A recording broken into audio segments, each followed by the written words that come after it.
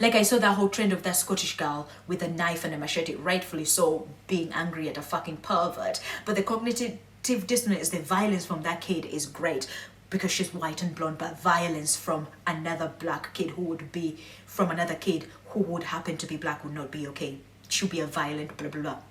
Black kids get killed every single day with the police saying that they probably had a knife, they probably had this, they probably had that. Immediately shot, boom, because they suspect you had a CD. They suspect you may have had something as a black kid.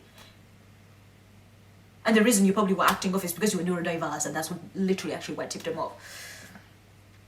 But the cognitive dissonance, you don't understand. Nobody's out there coming out loud and saying how we should not be celebrating violence from one kid, but then violence, even implied violence from another kid, equals to death for that child.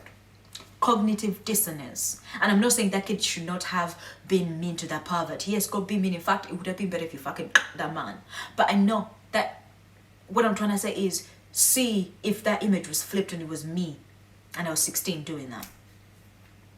See if I wouldn't be getting life in prison, if I wouldn't be living there with dead.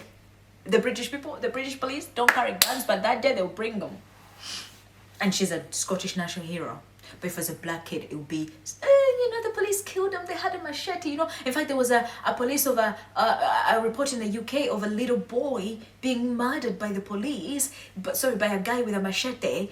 And then the image was on the newspaper was implying that he was the guy with the machete, and hence that's why he got killed. And I was like, the kid got killed with the machete. He's not the one with the machete, but the news get framed that the machete was the reason he got killed because he had it. And it's like that type of motherfucking bullshit. And that was a little boy here in England, UK.